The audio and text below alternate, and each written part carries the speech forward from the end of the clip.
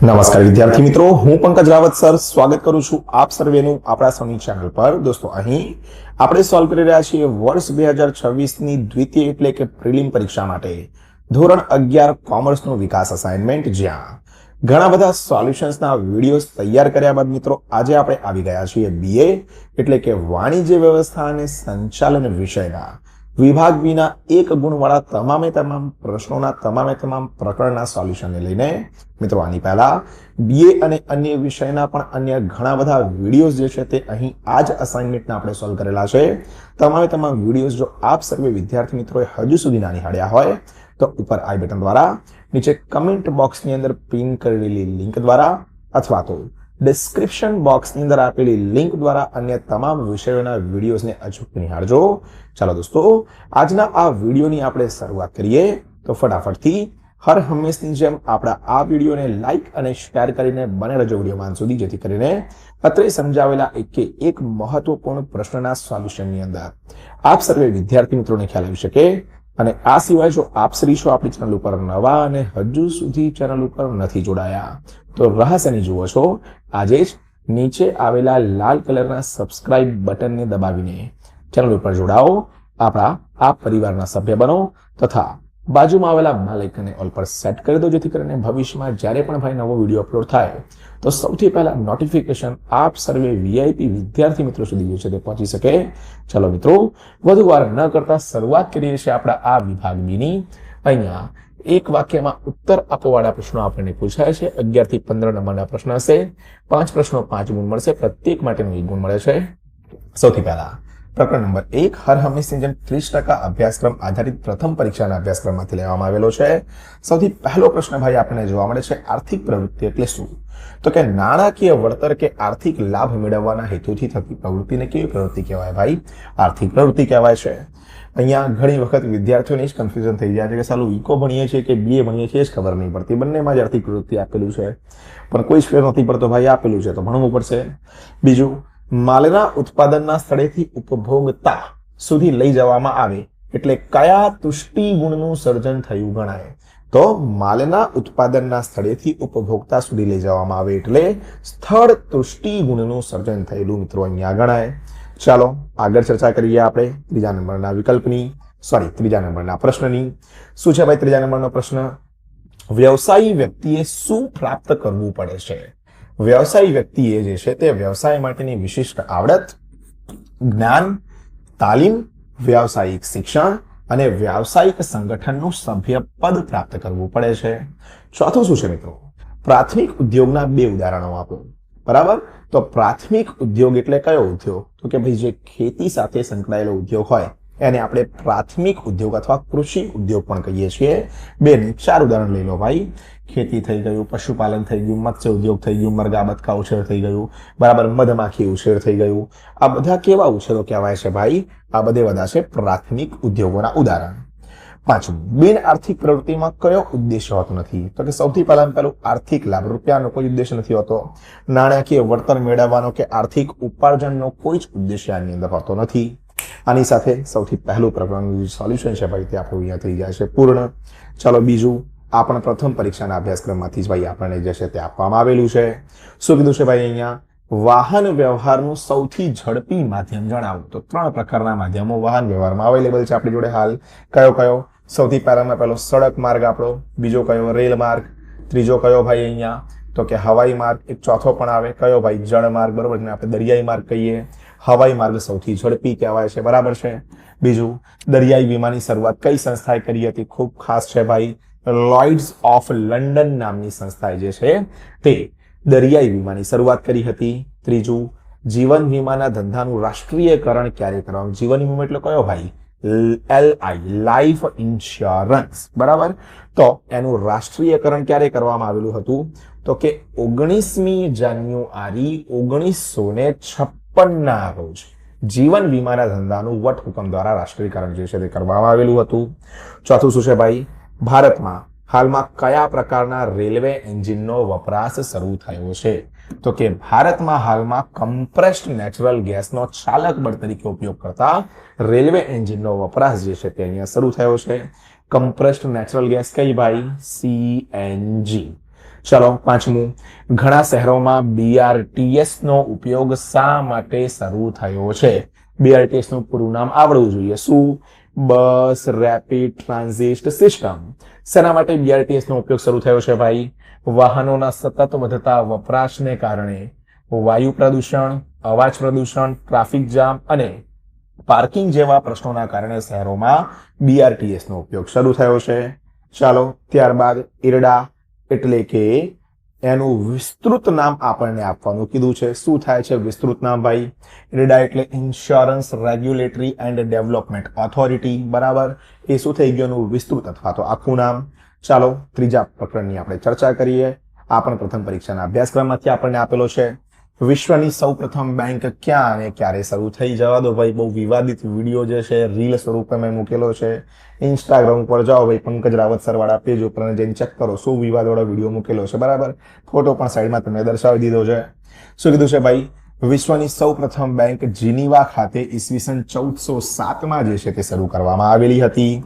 બીજું, બેંક થાપણો કઈ રીતે સ્વીકારે છે? તો કે બેંક થાપણો 4 રીતે સ્વીકારે. સૌથી પહેલામાં પહેલું, બચત ખાતા દ્વારા, જેને આપણે સેવિંગ અકાઉન્ટ કહીએ છીએ.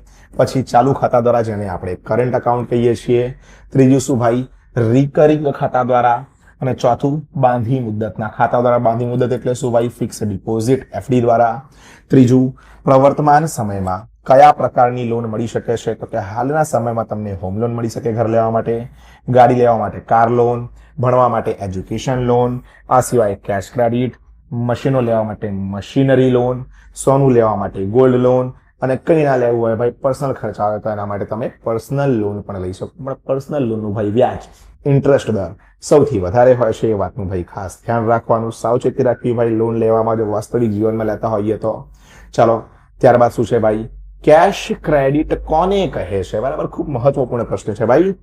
12મા ધોરણમાં પણ આ પ્રશ્ન તમારો પીછો નહીં છૂટે, બરોબર. પણ 12મા ધોરણની અંદર એક વસ્તુ છે કે આ પ્રશ્ન ભાઈ ઇકોનોમિક્સ એટલે કે અર્થશાસ્ત્રની અંદર આપણને જોવા મળશે.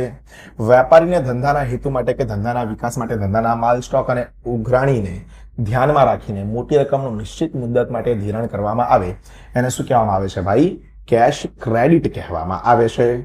મિત્રો, ઇન્ક્વાયરી માટેનો નંબર 8866562578 ઉપર તમને ઘણા સમયથી જે છે તે અહીંયા ફ્લેશ થતો જે છે તે જોવા મળી રહ્યો છે સ્ક્રીન ઉપર. અમદાવાદથી છો, ટ્યુશન ક્લાસીસના સારા એવા ક્લાસીસ માટે શોધ કરી રહ્યા છો તો આજે જ નંબર ઉપર સંપર્ક કરો. 15 દિવસનો ભાઈ ફ્રી ડેમો લેક્ચર તમારા માટે ગોઠવેલો છે, બરાબર. આવો નિરાતે બેસો, 15 દિવસનો ડેમો લેક્ચર 11મા 12મા બંને ધોરણનો ભણો. પછી ધોરણ 11 માટે ટ્યુશન રાખવું હોય તો ધોરણ 11 માટે અને 12 માટે રાખવું હોય તો 12 માટેની જે છે સંપર્ક કરી શકો છો. ગભરાવાની બિલકુલ જરૂર નથી. સાથે મળીને જે છે તે ધોરણ 12 ને આપણે પાર પાડીશું. તો આજે જ સ્ક્રીન ઉપર જે નંબર દેખાઈ રહ્યો છે તેની ઉપર સંપર્ક કરવાનો ભાઈ બિલકુલ પણ ના ભૂલતા. ચાલો ભાઈ આગળ ચર્ચા કરી લઈએ આપણે. તો નેક્સ્ટ ક્વેશ્ચન કયો આપેલો છે? 5મા નંબરનો, કોર બેન્કિંગ એટલે શું? સૌથી પહેલામાં પહેલું, કોરનો અર્થ શું થાય? કોર એટલે કે centralise online real time exchange, જેમાં એક બેંકની સમગ્ર વિશ્વમાં રહેલી તમામ શાખાઓ સાથે જે છે તે જોડાઈ શકાય છે. છઠ્ઠું, ATM ઓટોમેટેડ ટેલર મશીન. આપણે બધાને ખબર છે ભાઈ, એકદમ સિમ્પલ ટુ સિમ્પલ પ્રશ્ન છે, બરોબર. પૂરું નામ આપણે આપવાનું હતું. ચાલો પ્રથમ પરીક્ષાના અભ્યાસક્રમ જે છે તેમાંથી જ આપેલું છે પ્રકરણ નંબર 4. કમ્પ્યુટર નેટવર્કના મુખ્ય પ્રકારો જણાવો. કમ્પ્યુટર નેટવર્કના કેટલા પ્રકારો છે ભાઈ? 4. લેન, કેન, મેન અને WAN. ત્યારબાદ બીજો પ્રશ્ન શું છે? એન્ટરપ્રાઇઝ વેન નું ઉદાહરણ આપો. તો કે ભારત રેલવે સમગ્ર દેશમાં તેમની કચેરીઓના કમ્પ્યુટર્સને જોડે છે તે એન્ટરપ્રાઇઝ વેન નું ઉદાહરણ છે. વેન એટલે શું ભાઈ? આ વાળું વાઇડ એરિયા નેટવર્ક. ત્રીજું, ઇન્ટરનેટ દ્વારા કયા સ્વરૂપમાં માહિતીનું આદાન પ્રદાન કરી શકાય છે? તો કે ભાઈ તમે ઇન્ટરનેટ દ્વારા શબ્દો, ચિત્ર, દ્રશ્ય શ્રાવ્ય તથા અંક વગેરે સ્વરૂપમાં માહિતીનું જે છે તે આદાન પ્રદાન કરી શકો છો. ચાલો ભાઈ આગળ ચર્ચા કરીએ આપણે અહીંયા પ્રશ્ન નંબર 4ની. શું કીધું છે પ્રશ્ન નંબર 4ની અંદર? ઈ કોમર્સમાં વેપારની પ્રક્રિયાઓ માટે કયા માધ્યમોનો ઉપયોગ કરવામાં આવે છે? તો કે ઈ કોમર્સમાં વેપારની પ્રક્રિયાઓ માટે ઇન્ટરનેટ, કમ્પ્યુટર નેટવર્ક, ઈમેલ સેવા, bank credit card, debit card વગેરે માધ્યમોનો ઉપયોગ કરવામાં આવે છે. 5મું, ઈ કોમર્સનું કાર્યક્ષેત્ર જણાવો. તો ઈ કોમર્સનું કાર્યક્ષેત્ર કયું? સૌથી પહેલામાં પહેલું, ધંધાથી ગ્રાહક એટલે કે B2C. ચાલો ત્યારબાદ શું કીધું ભાઈ આપણને? તો કે ધંધાથી ધંધો, તો એને શું કહીએ આપણે? B2B કહીએ. ગ્રાહકથી ગ્રાહક C2C. ચોથું, ગ્રાહકથી ધંધો એટલે C2B. છઠ્ઠું, આઉટસોર્સિંગ પ્રચલિત થવાનું કારણ શું છે? આઉટસોર્સિંગ પ્રચલિત થવાનું કારણ એ છે કે એક જ પ્રકારના કાર્યો માટે જરૂરી માનવ સંસાધન કેટલાક દેશોમાં ઓછા દરે મળી શકતું હોય છે. અને આની સાથે છઠ્ઠો પ્રશ્ન પણ જે છે ભાઈ તે અહીંયા થઈ જાય છે પૂરો. ચાલો આગળ ચર્ચા કરીએ આપણે તો પ્રકરણ નંબર 7. હવે આવ્યો ભાઈ દ્વિતીય પરીક્ષાનો અભ્યાસક્રમ. આની પહેલા પ્રથમ પરીક્ષાના જ અભ્યાસક્રમની આપણે ચર્ચા કરતા હતા. મિત્રો અહીંયા ઇન્સ્ટાગ્રામ પેજીસ અંગે ખાસ જણાવી દઉં છું કે હજુ સુધી જો ઇન્સ્ટાગ્રામ ઉપર નથી જોડાયા તો આજે જ આપણા આ પેજ ડેક્સ એકેડમીને અને મારા પર્સનલ પેજ પંકજ રાવત સરના ઇન્સ્ટાગ્રામ ઉપર ફોલો કરી દેજો, જેથી કરીને પર્સનલ વાર્તાલાપમાં જોડે થઈ શકશે. મને સલાહ સૂચન આપ સૌ આપી શકશો અને ક્વિક અપડેટ્સ જે છે ભાઈ તે તમારા માટે તો ત્યાં હું પ્રોવાઈડ કરવાનો છું. તો ઇન્સ્ટાગ્રામ પેજીસને ફોલો ના કર્યા હોય ભાઈ તો હાલ જ ફોલો કરી લેજો. સાથે જ આપણી આ હયાત ચેનલ ડેક્સ એકેડમીને સબસ્ક્રાઇબ અચૂકથી કરજો ભાઈ. દિલથી સારું લાગે છે કેમ તમે 1 સેકન્ડનો સમય કાઢીને જે છે તે સબસ્ક્રાઇબ બટન દબાવો. જેવી તેવી ચેનલને સબસ્ક્રાઇબ કરતા ફરીએ છીએ વ્લોગિંગ ગેમિંગ આ તે ભાઈ ભણવાની ચેનલને ખાસ સબસ્ક્રાઇબ કરો, બેલ આઇકનને ઓન કરો, જેથી કરીને ભવિષ્યમાં જ્યારે પણ નવો વિડીયો અપલોડ થાય તો સૌથી પહેલા ભાઈ નોટિફિકેશન આપને મળતી રહે. તો ભાઈ અચૂકથી ચેનલને સબસ્ક્રાઇબ કરી દેજો. ચાલો સૌથી પહેલા પ્રશ્નની વાત કરીએ. પ્રકરણ નંબર 7માં મિશ્ર અર્થતંત્રને કારણે આપણા અર્થતંત્રમાં શું જોવા મળે છે? તો કે મિશ્ર અર્થતંત્રને કારણે આપણા અર્થતંત્રમાં જાહેર ક્ષેત્ર અને ખાનગી ક્ષેત્રનો સમન્વય જોવા મળે તો આપણે મિશ્ર અર્થતંત્ર કહીએ છીએ. બીજું, જાહેર ક્ષેત્રના એકમો કોને કહે છે? તો કે જે એકમોની માલિકી સંચાલન અંકુશ સરકાર હસ્તક હોય. કોના હસ્તક હોય ભાઈ? સરકાર હસ્તક. એને જાહેર ક્ષેત્રના એકમો કહે છે. ત્રીજું, ખાનગી ક્ષેત્રની ઇજારાશાહી ક્યારે નાબૂદ થાય છે? જ્યારે ઔદ્યોગિક એકમની માલિકી સરકારની હોય અને ખાનગી ક્ષેત્રની ઇજારાશાહી એવા સમયે શું થાય છે ભાઈ? તો કે નાબૂદ થાય છે. ત્યારબાદ ભાઈ ચોથા નંબરના પ્રશ્નની ચર્ચા કરીએ. શું કીધું છે ચોથા નંબરના પ્રશ્નની અંદર? બહુરાષ્ટ્રીય કંપની કોને કહે છે? મલ્ટીનેશનલ કંપની જેને આપણે કહીએ. દુનિયામાં એક કરતા વધુ દેશોમાં ધંધાકીય પ્રવૃત્તિ કરતા ધંધાકીય એકમને શું કહેવાય ભાઈ? મલ્ટીનેશનલ કંપની એટલે કે બહુરાષ્ટ્રીય કંપની કહેવાય છે. પાંચમું, ભારતીય મૂળની કઈ કંપનીઓ અન્ય દેશમાં જઈને ધંધો કરે છે? તો કે ભારતીય મૂળની કંપની જેવી કે Infosys, Reliance, Maruti, Wipro, ONGC, Tata steel, Asian pants આ બધા અન્ય દેશોમાં જઈને ધંધો કરે છે. છઠ્ઠો પ્રશ્ન છે ભાઈ, કયા ઔદ્યોગિક પછાત વિસ્તારોમાં સરકાર ઔદ્યોગિક વિકાસ કરે છે? તો કે જેવા કે રાઉરકેલા થઈ ગયું, ભિલાઈ, બોકારો વગેરે જેવા ઔદ્યોગિક વિસ્તારોમાં સરકારે લોખંડના કારખાનાઓમાં મૂડીરોકાણ કરીને ઔદ્યોગિક વિકાસ કરેલો છે. આગળ મિત્રો ચર્ચા આવે છે અહીંયા પ્રકરણ નંબર 9ની.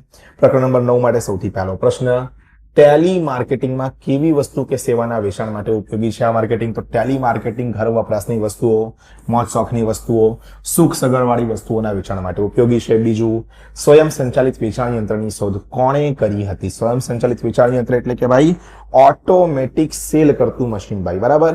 તો આની શોધ જે છે તે ગ્રીક ઇજનેર અને ગણિતશાસ્ત્રી એલેક્ઝાન્ડ્રિયા, બરોબર, તેમણે અહીંયા જે છે તે કરેલી હતી.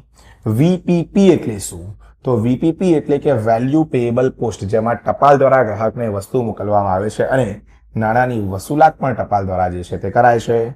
ચોથું, ઇન્ટરનેટ માર્કેટિંગ એટલે શું? કમ્પ્યુટર દ્વારા ગ્રાહકો કોઈ વેબસાઇટ પર જઈ વસ્તુ પસંદ કરી ભાવની સરખામણી કે ચકાસણી કરી ઓર્ડર મૂકે અને ગ્રાહકની સૂચના મુજબ માલ પૂરો પાડવામાં આવે એને શું કહેવાય ભાઈ? તો કે ઇન્ટરનેટ માર્કેટિંગ કહેવાય છે. ચાલો ભાઈ આગળ ચર્ચા કરી દઈએ આપણે 5મા નંબરના પ્રશ્નની. જથ્થાબંધ વેપારીનું મૂડીરોકાણ શા માટે વધુ હોય છે? જથ્થાબંધ એટલે કયો ભાઈ? હોલસેલ ટ્રેડર આપણો. તો જથ્થાબંધ વેપારી મોટા પ્રમાણમાં માલ ખરીદી અને માલ સામાનના જથ્થાની જાળવણી કરતો હોવાથી તેનું મૂડીરોકાણ એટલે કે ઇન્વેસ્ટમેન્ટ વધારે હોય છે. છઠ્ઠો અને છેલ્લો પ્રશ્ન, વેન્ડિંગ મશીન એટલે શું? વેન્ડિંગ મશીન એટલે સ્વયં સંચાલિત વેચાણ યંત્ર જ્યાં ચોક્કસ રકમના સિક્કાઓ મશીનમાં નાખીને નિશ્ચિત વસ્તુ કે સેવા ગ્રાહક મેળવી શકે છે, જેમ કે વર્તમાનપત્ર, વજનની ટિકિટો વગેરે. અને આની સાથે જ ભાઈ જે છે તે અહીંયા છેલ્લું આપણું 9મું પ્રકરણ પણ શું થઈ જાય છે અહીંયા? તો કે પૂર્ણ થઈ જાય છે. અને સાથે જ વાણિજ્ય વ્યવસ્થા અને સંચાલન એટલે કે બીએ વિષયનું આપણું સેક્શન બી એટલે કે વિભાગ બી 1 માર્કવાળા પ્રશ્નોનું પણ થઈ જાય છે સોલ્વ. આશા રાખું છું કે સમજાવેલો વિડીયો જે છે તે આપને ઉપયોગી સાબિત થશે અને આવનારી દ્વિતીય પરીક્ષાની અંદર સારા ગુણ લાવવામાં પણ જે છે તે અહીંયા તમારા કામ આવશે. તો વિડીયો ખાસ ગમ્યો હોય તો લાઈક કરજો. અન્ય વિદ્યાર્થી મિત્રો સુધી વિડીયોને શેર કરવાનું બિલકુલ પણ ના ભૂલતા. પીડીએફ જોઈતી હોય તો 8866562578 નંબર ઉપર ₹21નું પેમેન્ટ કરીને મેકિંગ ચાર્જીસને પે કરીને પીડીએફ જે છે તમે અહીંયા મેળવી શકો છો. વિભાગ એ અને બી બંનેની જ બીએની પીડીએફ જે છે તમને મળી જશે. 8866562578 ઉપર સંપર્ક કરો અને આજે જ PDF જે છે તમે અહીંયા મંગાવી શકો છો. હાલ વિડીયો આટલો જ રાખીએ છીએ. મળીએ છીએ જલ્દી જ એક નવા વિડીયોમાં આવા કેટલાક મહત્વપૂર્ણ સોલ્યુશનની સાથે. ત્યાર સુધી મિત્રો થેન્ક યુ સો મચ. જય હિન્દ, વંદે માતરમ.